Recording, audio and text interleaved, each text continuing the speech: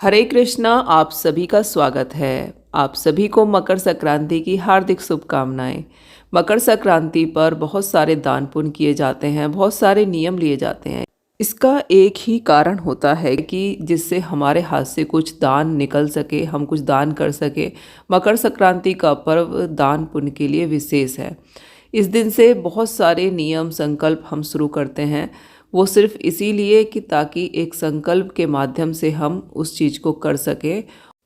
तो आज हम राम जी की पत्तल का नियम किस तरह से लेते हैं ये जानेंगे। राम जी की पत्तल का जो ये नियम है, इसमें लगभग सभी देवी देवताओं के लिए, सभी पक्षियों के लिए, जीव जंतुओं के लिए हम कुछ ना कुछ दान निकालते हैं।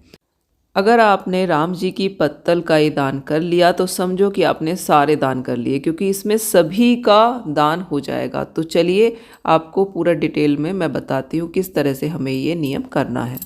राम जी की पत्तल का नियम हम मकर संक्रांति से शुरू करते हैं और अगली मकर संक्रांति तक हम इसे पूरा करते हैं। अगर आप किसी कारणवश एक साल में पूरा नहीं कर पा रहे हैं तो आप 5 साल का भी संकल्प ले सकते हैं। तो ये आपके ऊपर है।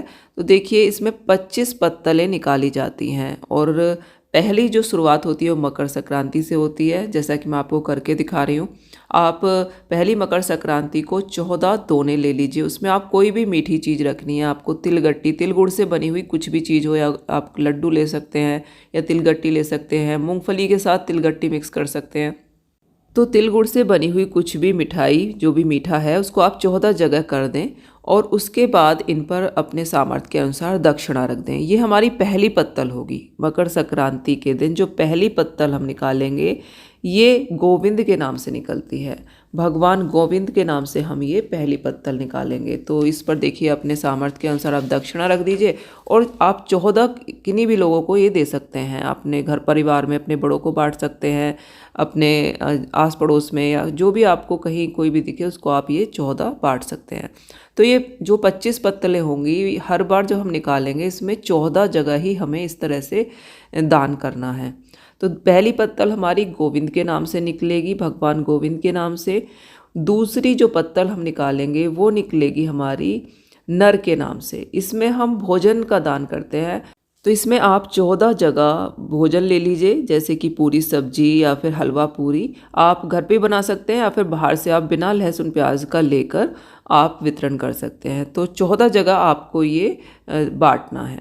तीसरी जो पत्तल निकलेगी वो निकलेगी नारायण के नाम की। इस पत्तल को अगर आप एकादशी के दिन निकालें तो बहुत ही अच्छा रहेगा। इसमें आप पीली मिठाई या फिर कोई पीला फल बांट सकते हैं 14 लोगों को। तो या तो आप पीली मिठाई ले लीजिए या फिर आप पीला फल जैसे कि केला या फिर आम, इनमें से कुछ भी बांट सकते हैं। चौथी पत्तल हम चित्रगुप्त जी के नाम से निकालेंगे। इसमें हम कोई भी मिठाई दान कर सकते हैं, तो किसी भी दिन कर सकते हैं, कुछ भी, कोई भी मिठाई इसमें हम 14 लोगों को दान कर देंगे। पांचवी पत्तल हम निकालेंगे देवी देवताओं के नाम से। तो इसको आप किसी भी त्यौहार पर निकाल सकते हैं, जैसे कि उसमें खीर पूरी बना लीजिए, हलवा पूरी बना के आप 14 लोगों को बांट दीजिए। छठी पत्तल हम झाड़ झनकार की पत्तल निकालेंगे। ये कांटेदार झाड़ियों के नाम से पत्तल निकाली जाती है। 14 जोड़ी इसमें आप जूते चप्पल या फिर 14 जुराबे या फिर आप खड़ाऊँ भी दान कर सकते हैं। सातवीं पत्तल यमराज के नाम से निकलती है और इसको आप बैसाख में निकालें तो बहुत अच्छा रहेगा। भाई ऊपर जाना है तो वहाँ पर तो प्रिंसिपल तो यमराज जी ही हैं। तो इसमें हम कच्चे चावल या फिर पके हुए चावल दान कर सकते हैं। आठवां जो हम पत्तल निकालेंगे वो धर्मराज के नाम से निकालेंगे। धर्मराज की पत्तल निकलेगी। तो अब यमराज के बाद जो हमें सही हमारे कर्मों का फल देंगे वो धर्मराज जी हैं। तो चावल इसमें आप पकाकर दान करें, मीठे चावल या फिर नमकीन आप दान कर सकते हैं। नौवीं जो हम पत्तल निकालेंगे वो हम पोपाबाई की पत्तल निकालेंगे।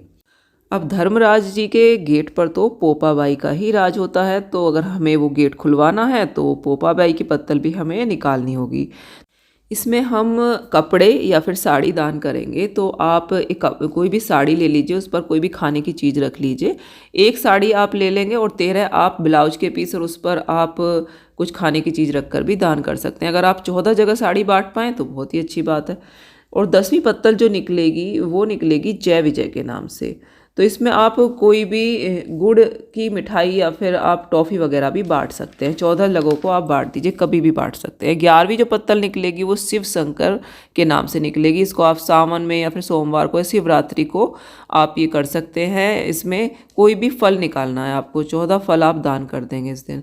12वीं जो पत्तल निकलेगी वो माता अन्नपूर्णा के नाम से निकलेगी। इसमें आप अनाज से बनी हुई कोई भी चीज़ दान कर सकते हैं, जैसे कि पूरी, कचौड़ी। इसको आप सावन में करें तो बहुत अच्छा रहेगा।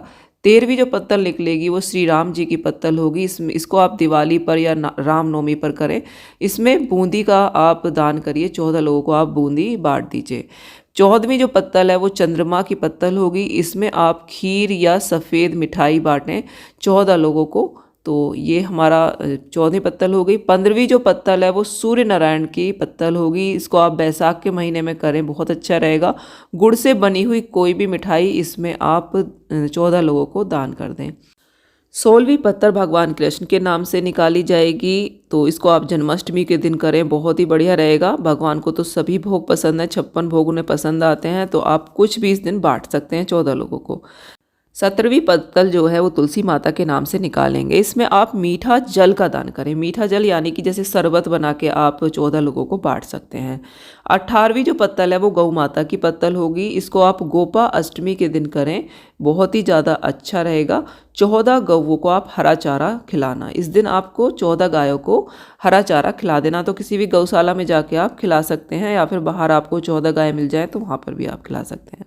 19वीं पत्तल गंगा जमुना के नाम से निकाली जाएगी। देखिए, गंगा जमुना में तो स्नान करके समस्त पापों का नाश हो जाता है। तो जब भी आप गंगा या फिर जमुना के किनारे जाएं तो वहाँ पर आपको कुछ भी 14 चीज़ें ले लेनी हैं। और या तो वहाँ पर आप केवट को बांट दीजिए जो नाव चलाते हैं, या फिर आप किसी को भी वहाँ बांट सकते हैं अगर केवट आपको 14 नहीं मिलते हैं तो। 20वीं जो पत्तल है वो कुत्तों के नाम से निकाली जाएगी। कुत्तों की पत्तल है, तो इसको आप 14 कुत्तों को भोजन करा दीजिए। कुछ भी आप 14 कुत्तों को बिस्किट वगैरह दे सकते हैं। 21वीं पत्तल हम चील कौवों के नाम से निकालेंगे। इसमें आप कोई भी खाने की चीज़ जैसे कि रोटी या फिर अनाज ले सकते हैं, और 14 जगह आपको पक्षियों के लिए डालना है। तो आप थोड़ा दूर दूर पर 14 जगह डाल दीजिए।